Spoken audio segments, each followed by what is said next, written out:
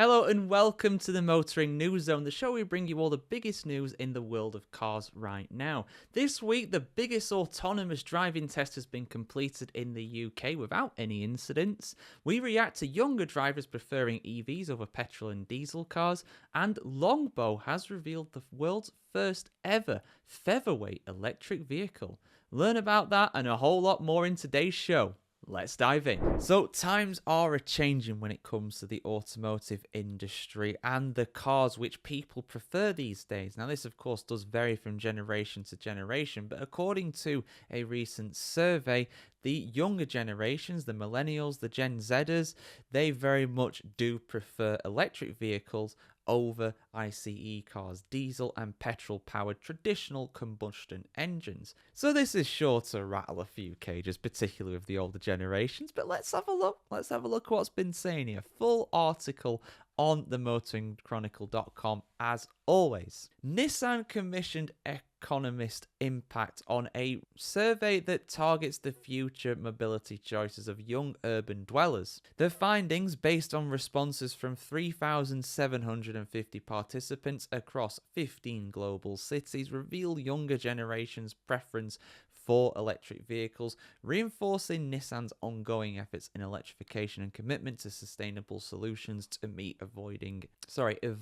needs. Not avoiding anything, we're trying to face the future here, guys. The key respondent findings of this report included the majority, 57% of young city residents, are willing to change their travel habits to reduce carbon footprint. Those in emerging cities see environmental concerns and urgency for their mobility choices. Electric vehicles, EVs, emerge as the preferred mode of mobility, and EV ownership is expected to climb from 23% today to more than 35% in the next decade. Enthusiasm is strongest in emerging cities, with 44% envisioning drivers' first cars being electric vehicles in the next 5 years, compared to 31% in developed cities, the realities of pollution pushing them to consider sustainability. Younger urbanites reveal strong interest in innovations such as energy storage, alternative fuels, and vehicle to everything V2X, with roughly half, more than 40%, indicating these technologies will influence their mobility choices. So it's not really a surprise in a sense that younger drivers are choosing electric vehicles, because those are more accustomed,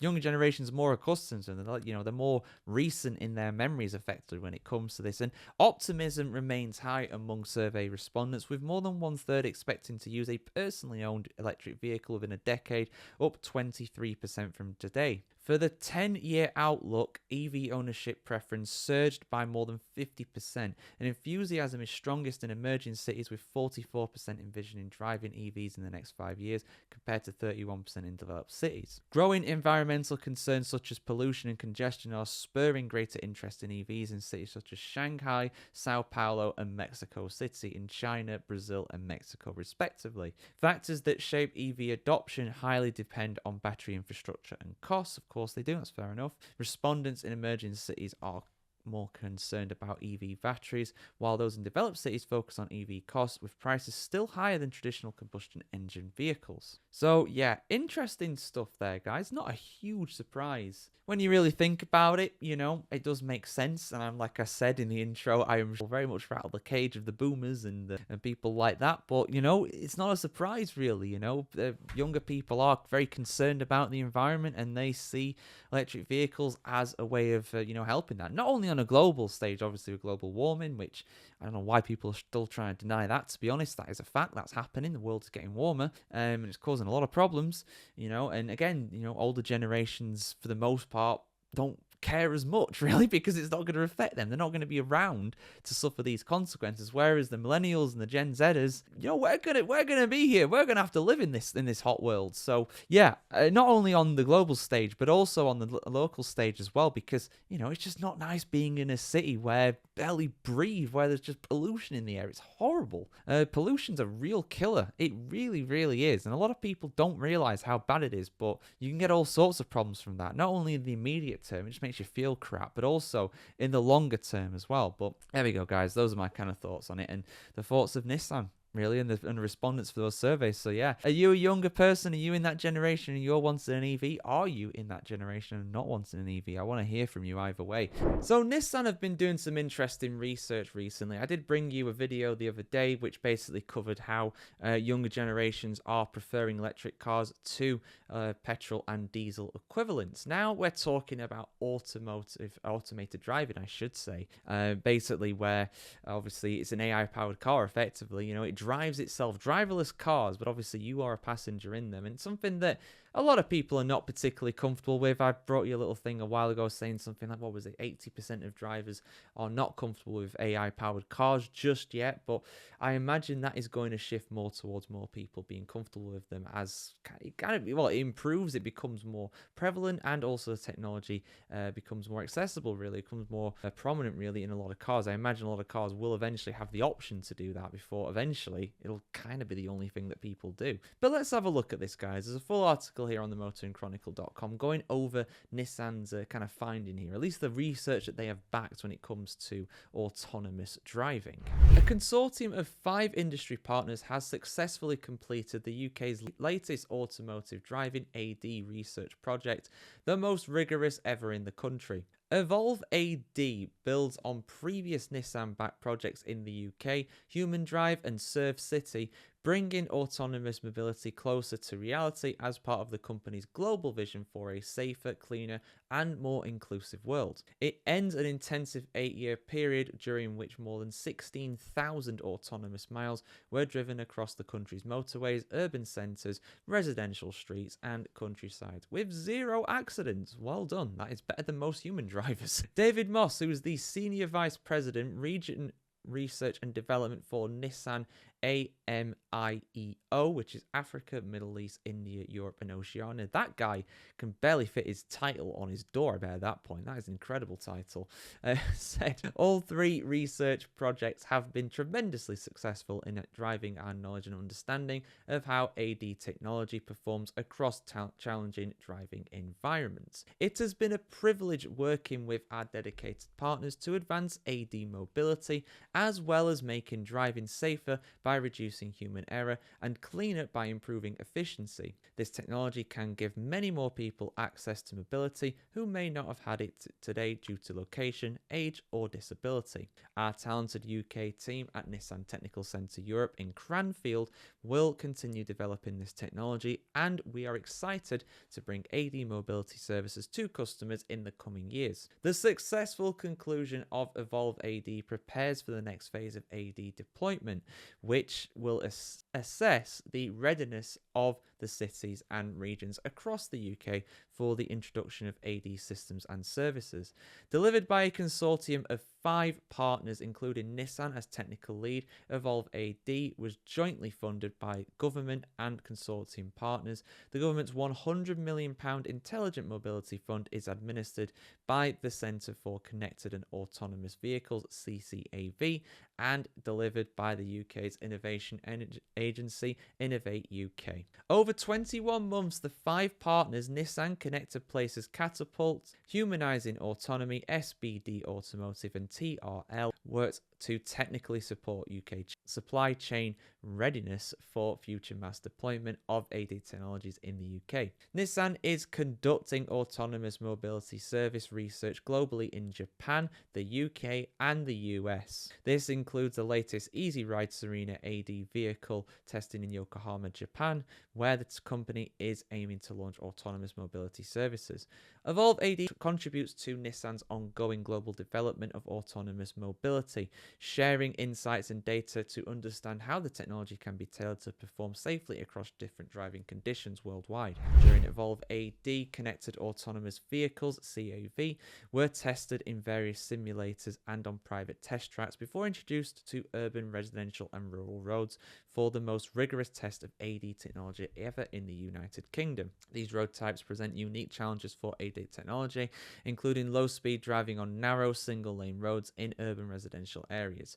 For higher-speed routes on winding roads with no markings in rural areas, Nissan has introduced a chassis control system for the AD vehicle to enhance the brakes and steering and allow it to perform as an advanced driver. Using infrastructure such as CCTV on residential streets, the Evolve AD-CAVs received information to improve situational awareness, creating a unique test study on how vehicle to infrastructure V2i, I should say, can be used to enhance the performance of CAVs, as well as developing all new V2i technologies. Really tripped me up, this acronym there, and some quotes there at the bottom. If you want to go check it out, do go over to the motoringchronicle.com. But yeah, I mean, for me personally, like I would never, I can't see myself being comfortable with it. I really can't. It'd be like, I know it's a, well, it's actually, no, it's quite a good example in a sense. You know, obviously on planes a lot of the time now, computers effectively do a lot of the work rather than the pilots, but you still have the pilots there in case the system fails.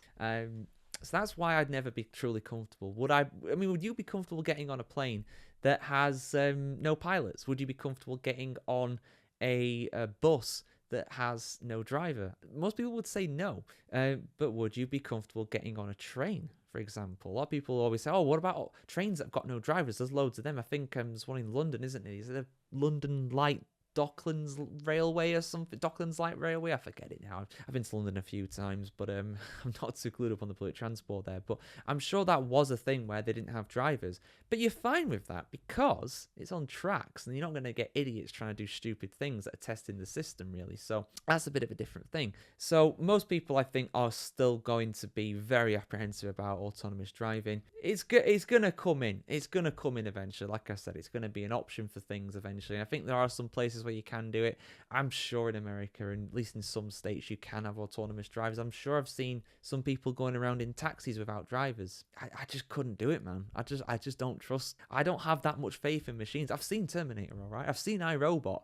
I've been warned about this. But yeah, your thoughts in the comments below, guys. Would you be comfortable being in a autonomous car? Would you prefer it? Some people can't drive, you know. This would open up avenues for them, of course, without having to rely on other people or taxis or, you know, public transport or whatever. So, you know, there are benefits there, but it's just making sure that it's safe, and doing that is incredibly difficult. So the 2025 Audi Q7 has earned the IIHS 2025 Top Safety Pick Plus Award, thanks to greater emphasis on second row occupants, i.e. the people in the back seats, which of course traditionally didn't used to get as much of a spotlight when it came to safety in cars. All of the actual safety features used to just be in the front row, and particularly for the driver, because there would always be a driver in a car. There might not be a passenger, and even less likely would there be an actual people in the rear seats. So let's have a look at what's been said here, guys, because of course it is very important at the end of the day. You want your kids or whoever's in the back of the car to feel as safe as those in the front. Full article on the motoringchronicle.com. 2025 Audi Q7 has earned the 2025 Top Safety Pick Plus Award, the highest accolade from the Insurance Institute for Highway Safety, IIHS. The Q7 earned this distinction by meeting tougher new 2025 criteria focused on rear passenger safety during the IIHS Moderate Overlap Front Collision Test. This change reduced the number of vehicles currently qualifying for the organisation's coveted safety acknowledgement from this time last year by 32%. In addition to its extensive list of standard and available safety enhancing features, the Audi Q7 adds this top industry acknowledgement to its overall appeal. The IIHS made earning its Top Safety Pick Plus award more difficult for 2025 by altering the criteria behind its moderate overlap front test, which simulates a head-on collision in which the test vehicle strikes a vehicle of equal size and weight at 40 miles per hour, with 40% of their front whips overlapping. The new test includes an additional dummy, better representing smaller occupants positioned in the second row behind the driver, and uses new metrics that focus on the injuries most frequently seen in rear seat occupants. The Q7 received the top good rating in the updated test. To garner this award earned by the Q7, vehicles must also earn good ratings in small overlap front and updated side, as well as an acceptable or good rating in the pedestrian front crash prevention evaluation, which gauges performance in both daytime and nighttime conditions. All trims must be equipped with acceptable or good rated headlights. The Q7 offers a full suite of standard and available driver assistant features, including, in the case of an impeding collision, standard Audi Pre-Sense Basic can intervene to help prepare the vehicle for impact. This process includes beginning to close the side windows and panoramic sunroof and pre-tensioning the front safety belts. Standard Audi Pre-Sense front uses camera monitors to provide a visual and acoustic warning to help alert the driver to potentially hazardous simulations, i.e. just a little beep beep or something like that. If necessary, the car can start to apply the brakes and is able to bring the vehicle to a full stop within system limits. Standard Audi Side Assist provides blind spot monitoring via LED indicators on the exterior mirror housings at speeds above 9 miles per hour. That's actually really cool. I was in a car the other day that does do that, and yeah, I do like it actually. It does show whether someone's coming, or you can change lanes safely because you're ahead of the guy behind, basically. Standard lane departure warnings as well to help keep the driver within the driving lane through the corrective steering intervention and wheel vibration at speeds above 37. Standard rear cross traffic assist as part of Audi Side Assist supports the driver when reversing out of perpendicular parking spaces at high speed of up to 6 miles an hour. That's very fast, but up to 6 miles an hour. Indicator arrows in the MMI display can help inform the driver of approaching vehicles, and in critical situations, a warning tone and brake jolt can be applied, prompting the driver to stop the vehicle. Available intersection assist uses sensors to help detect the cross traffic when pulling through an intersection and can help intervene via a brief braking to warn the driver of potential collision. Standard adaptive cruise assist with lane guidance helps accelerate, brake, and maintain speed and distance, as well as helping to keep the vehicle centered in the driving lane. The system uses radar, camera, and ultrasonic sensors to continuously monitor the environment and help assist with highway driving. And lastly, available top view camera systems uses front, rear, and side cameras that allow the MMI system to stitch the images together to display a simulated 360 view of the space the vehicle is parking for narrow spaces. So there we go, guys. Just one or two on that list. I joke, of course. That is very extensive. That is a lot of stuff there, and it's no wonder that it's got top in that category. But yeah, well done to Audi on that for sure. Do you guys own an Audi? Do you own a Q7? Let us know what you think about it in the comments below. Are you surprised that it is rated as the safest car on the road at the moment by the IIHS? Let us know your thoughts in the comments below. So some big news in the United States when it comes to investment in electrification of the automotive industry. A $7.4 million investment has been made by Electrify America in a number of different causes across the US. So let's have a look at this, guys. There's a full article here on themotoringchronicle.com going over all of these investments and the difference that it can really make to a country that is, kind of getting on the way to being more of an EV loving kind of place. So let's have a look at what's been said here. Electrify America has announced a $7.4 million investment in organizations across the United States to support zero-emission vehicle, ZEV access programs, education, and STEM, which is, of course, science, technology, engineering, and math workforce development. This funding builds on Electrify America's previous investments in organizations, emphasizing commitment to fostering equitable access to electric vehicle, EV transportation in low-income and disadvantaged communities, and also building a skilled EV workforce. It's not just about getting the cars out there, it's also about getting the people able to service them, improve them, and make sure they move smoothly. There's a big list of groups that are being supported, and there's a nice graphic here that actually goes over it. Like I said, $7.4 million in total being invested in Breathe Southern California, Charge Across Town, Ecology Action, Edtunity Institute, Drive Electric Long Island, Ignited, LA Clean Tech Incubator, New York Power Authority, Plug in America, Tennessee Clean Fuels, Valley Clean Air now as well. So yeah, across the US from East Coast to West Coast with those causes. Electrify America is committed to providing access to zero-emission vehicles while building a skilled workforce to support expanding EV infrastructure,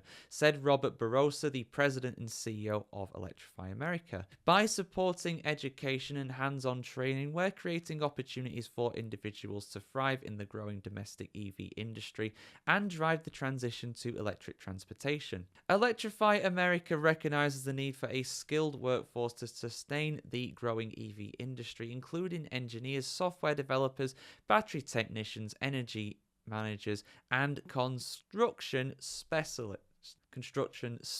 There we go.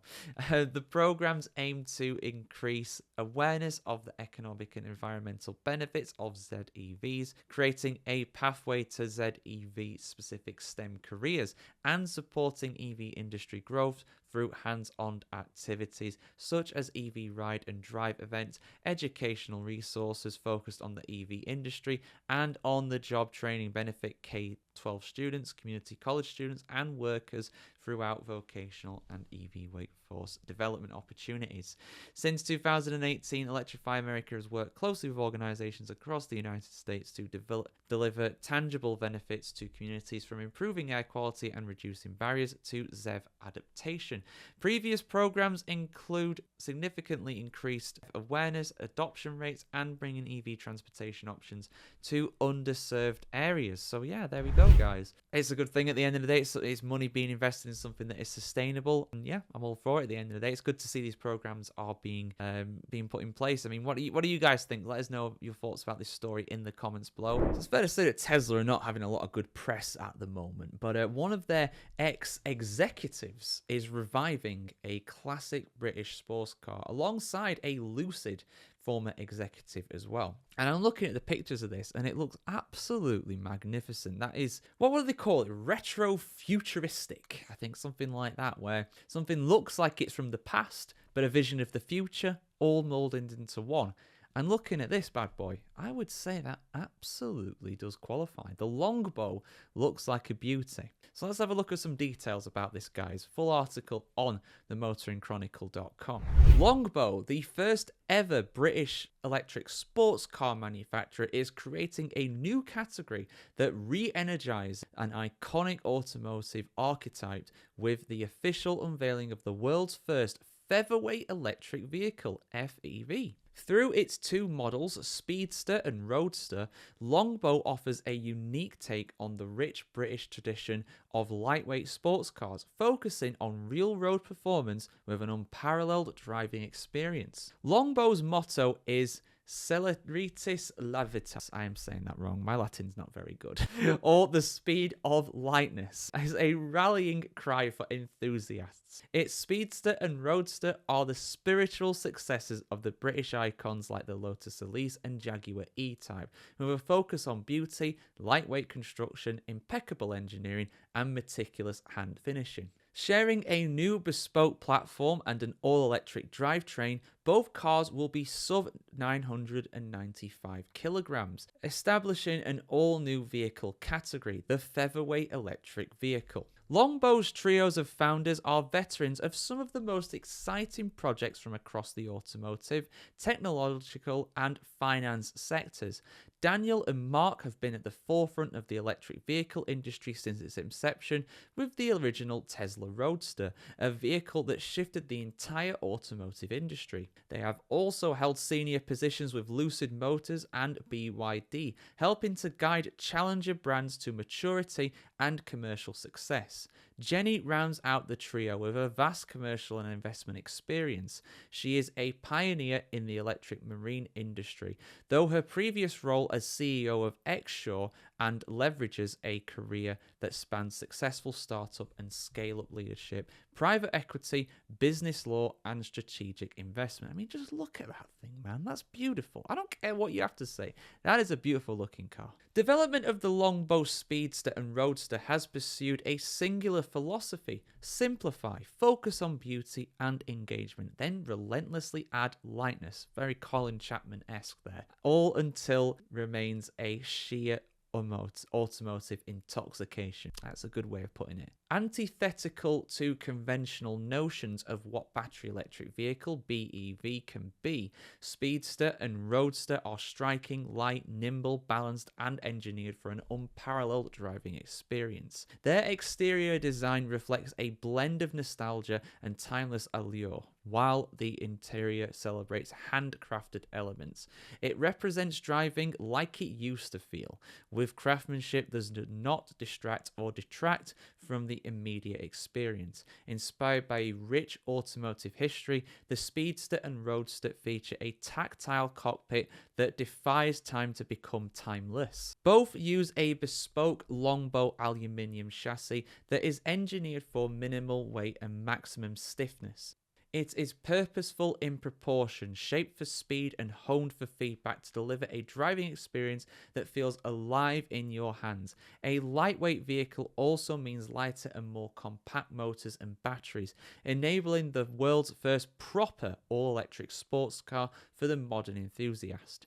With an exciting power-to-weight ratio and seamless fusing featherweight architecture with a modern electric heart, Speedster and Roadster are agile by nature. Speedster offers an open-topped experience like no other, weighing just 895 kilograms and sprinting to 62 miles per hour in 3.5 seconds. It has a range of 275 miles and a starting price of just under £85,000. I mean, in the luxury car range, that's actually not that bad. I mean, it's more than I could ever afford, but hey, reservations for the Speedster are available now if you do have that kind of money, and with only 150 handbuilt examples to be produced, it's pretty rare as well. Customers can also reserve the Luminary First Edition and Autograph Edition models, limited to just 10 and 25 examples respectively. The closed cockpit Roadster will succeed Speedster. At just 995 kilograms, it'll reach 62 miles an hour in 3.6 seconds. The starting price for the Roadster is just under £65,000, including VAT, and reservations are also available now. There is an option too for securing one of the 50 Luminary First Edition models or 100 Autograph Edition examples of the Roadster. And that, I'm afraid, guys, is time. If you want some more information on this bad boy, do go heading over to themotoringchronicle.com. You get to see some incredible images of it as well, like I've been showing in this video. What are your thoughts on it, guys? I think it looks very, very sleek, very, very impressive. And for what it is, I don't think the price is bad at all. I really don't. But yeah, your thoughts in the comments below. British engineering at its finest or overrated and expensive? I want to hear what you have to say. Let us know your thoughts in the comments below. Like, share, comment, subscribe as always to see much more content on the world of the automotive industry right here on themotoringchronicle.com. And yeah, see you soon, guys. Have a great day.